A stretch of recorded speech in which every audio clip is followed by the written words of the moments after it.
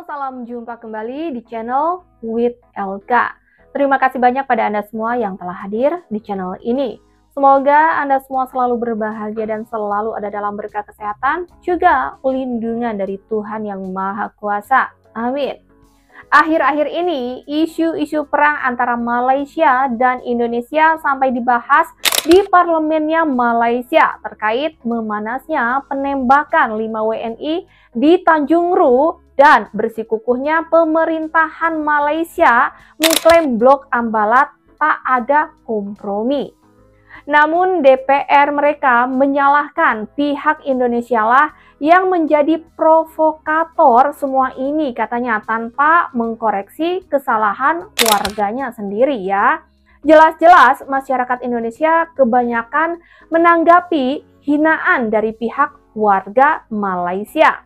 Namun yang sangat disayangkan yang dilontarkan di parlemen Malaysia, kita tidak perlu minta maaf terhadap Indonesia. Jika ada orang yang masuk wilayah Malaysia, tembak saja katanya sesuai hukum undang-undang. Padahal akhir-akhir ini banyak pencuri ikan dari Malaysia di Laut Indonesia, namun saat mereka mau ditangkap oleh aparat kita, mereka malah kabur ya. Tapi TNI AL tidak langsung menembaknya, hanya memberikan tembakan peringatan berkali-kali. Mari kita simak video selengkapnya. Di Malaysia dan di Indonesia, ada suara daripada Malaysia untuk sedia perang dengan Indonesia. Apa benda cerita? NKRI, Negara Kesatuan Republik Indonesia, ganyang Malaysia. Sekarang duk cakap lagi. Tapi Datuk Speaker, kita jangan mudah minta maaf. Point. Kita jangan mudah minta maaf. Ini wilayah kita. Ini wilayah kita. Kalau orang lain masuk ikut suka, dia kena tembak-tembak lah. Ini hukum dia. Hukum negara, hukum wilayah, hukum undang-undang. Kenapa kita tidak boleh bahas isu Ambalat ini dengan baik?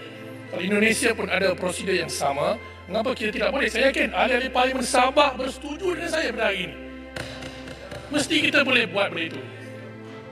Akhirnya, inilah peluang kepada Malaysia menunjukkan sikap kita yang tegas, mempertahankan wilayah kita, mempertahankan ekonomi negara kita. Bolehlah, kalau nak tanya tidak salah. Saya tertarik sebelum pindah kepada perpaduan, ialah isu tadi masalah wilayah ASEAN kita ni. Cuma kedengaran sangat sekarang ni, apabila ada suara-suara provokasi yang sangat tidak bagus antara Malaysia dengan Indonesia, dan kesannya di Malaysia dan di Indonesia ada suara daripada Malaysia untuk sedia perang dengan Indonesia. Apa benda cerita? Silakan dicari awal mulanya ya. Dan kemudian direspon oleh orang Indonesia. Sekarang bila isu sekatan terhadap pekerja-pekerja Indonesia lagi timbul ketajaman.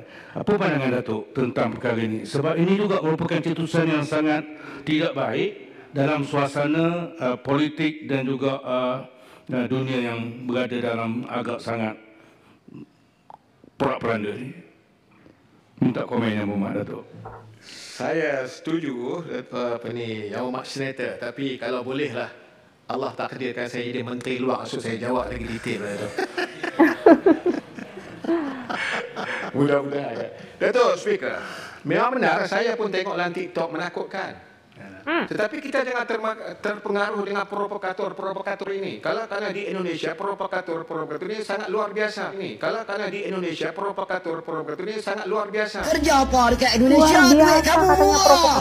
Duit kamu murah, tahu tak? Datuk Speaker pun tahu bagaimana provokator yang boleh tak mau sebut orang marah, yang boleh diupah untuk memperhangatkan isu dan sebagainya.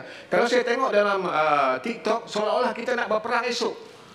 NKRI, Negara Kesatuan Republik Indonesia, ganyang Malaysia. Sekarang duk cakap lagi. Kita ini bangsa Nusantara.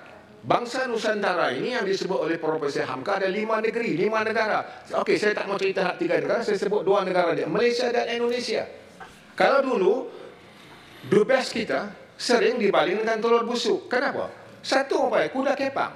Kuda kepang ni orang Johor main. Orang Johor, orang Riau, orang Makassar, orang Bugis. Itu memang permainan kita itu permainan Nusantara. Tetapi kalau orang Johor klaim kata, orang Melayu kata ini kita punya, sana marah. Orang sana marah, otomatik dia marah. Kena sebut. Jadi kita pun kena bijaksana. Mereka, karena Datuk Speaker, orang sana sentiasa merasakan mereka abang kepada kita. Mereka bukan tak sayang kita, tetapi mereka kata abang. So, you kena hati-hati. Jadi kita tak boleh kata kuda kepang itu berasal daripada Johor. Kita nak sebut kuda kepang itu berasalnya daripada Nusantara, di mana migran-migran kita yang berasal tahun 30-40 menyeberang masuk ke Riau, ke Johor. Akhirnya kita bermain kuda kepang itu. Kuda kepang itulah hak bersama, hak Nusantara. Itu selesai masalah. Kalau kata-kata itu kita punya, mereka akan marah. Maka provokator-provokator dia membaling teror kepada dubes kita di Indonesia. Jadi jangan percaya, jangan tomah benda-benda itu. Saya yakin kepimpinan kita di bawah Yang Amat Berhormat PMX dan juga Prabowo Subianto, Gibran Rakabumi Raka sentiasa memerhatikan benda ini. Walaupun ada kebencian-kebencian itu yang diatur bagi membenci kita. Tetapi Datuk Speaker, kita jangan mudah minta maaf. Point. Kita jangan mudah minta maaf. Ini wilayah kita. Ini wilayah kita. Kalau orang lain masuk ikut suka, dia kena tembak-tembak lah. Ini hukum dia. Hukum negara, hukum wilayah, hukum undang-undang. Kenapa kita nak minta maaf? Bila kita minta maaf, akhirnya penguat kuasa kita susah untuk menjalankan tugas kepada negara. Hukum undang-undangnya seperti itu kah? Ini perlu dicari tahu ya. Serta memberikan cadangan dan saranan bernas berkaitan isu-isu di bawah bidang kuasa kementerian ini. Macam. Ya, sebelum mengakhiri itu Syarwan, saya mohon pertimbangan daripada Yang Berhormat Menteri untuk mengambil amalan terdahulu ketika mana kita beratifikasikan perjanjian Trans-Pacific Partnership Agreement TPPA pada 2016. Kita bentang dan bahas 2 hari dalam Dewan ini. Kenapa kita tidak boleh bahas isu ambalat ini dengan baik? Kalau Indonesia pun ada prosedur yang sama, kenapa kita tidak boleh? Saya yakin ahli-ahli Parlimen Sabah bersetuju dengan saya pada hari ini. Mesti kita boleh buat benda itu. Ya? Kita tak tahu. Dalam CNBC Indonesia kata Menteri Tenaga nak buat rundingan dengan kita untuk eksplorasi. Dah nak buat kerja dah. Tapi kita tak tengok opportunity itu, tak tahu isi kandungannya apa. Ya, jadi it's unfair kepada kami yang mewakili rakyat khususnya. Jadi saya mintalah Wisma Putra beri ruang untuk kami berbahas isu ambalat ini di Dewan Rakyat. Terima kasih. Itulah saya nyatakan tadi bahawa Yang Berhormat ada treaty tertentu. Ya? Dan amalan kita tak akan buat ratifikasi di Parlimen. Tetapi ada beberapa dokumen yang mungkin kita boleh bincangkan, tapi bukan dalam forum Dewan Terbuka. Tapi saya telah katakan tadi bahawa akan, kalaulah diminta dalam jawatan kuasa khas, insyaAllah kita akan memberikan penjelasan lebih detail dalam jawatan kuasa tersebut, tapi tidak dalam Dewan Terbuka bagi menjaga sensitiviti. Jadi kita harus faham, treaty ini melibatkan negara luar dalam isu yang kita bincangkan ini. Kementerian Luar Negeri selaku benteng pertama negara Arau. Ya, Yang Berhormat. Pasal ambalat tak boleh dibincang lagi sebab PM dah kata tidak ada perbincangan tentang isu ambalat. Kenapa memang ada dibincang perbincangan? ambalat? Tapi Yang Berhormat kata macam ada perbincangan. Tapi Perdana Menteri bukan perbincangan. Sentuh tentang ambalat. Arau salah faham, bukan perbincangan. Tadi saya katakan bahawa kalaulah barangkali ada permintaan, kita untuk dibawa ke jawatan kuasa khas, kan? Kita boleh hadir ke jawatan kuasa memberi penjelasan lebih detail. Ya, terima kasih. Jadi makna itu ya. Jadi maknanya bukan soal perbincangan ini, ya, tapi soal persepadanan itu belum sampai ke situ lagi. We have not discussed on ambalat yet. Jadi adalah jelas. Dan saya ulang lagi, sekali tidak ada. Kedaulatan negara tidak Demi boleh kedaulatan tak ada isu ambalat. Saya minta kita Sudah diancam duluan. Kementerian Luar Negeri selaku benteng pertama negara di persada global akan sentiasa menyokong segala inisiatif kerajaan, termasuk menjayakan pelaksanaan KSP RMK 12. Kementerian juga akan terus memperjuang dan mempertahankan kedaulatan dan kepentingan negara kita Bukan itu saja, Kementerian akan terus melonjakkan nama dan suara Malaysia di peringkat antarabangsa, menerusi peningkatan Malaysia Madani, supaya negara kita yang tercinta ini akan kembali menjadi negara yang disegani dan disanjungi di mata dunia. Sekian, Assalamualaikum warahmatullahi wabarakatuh. Waalaikumsalam warahmatullahi wabarakatuh. Kalau masalah ambalat ini Malaysia garang-garang ya, tapi Indonesia pun sama tentunya tidak mau mengalah ya, karena merasa itu pun adalah wilayah yang harusnya masuk ke Indonesia.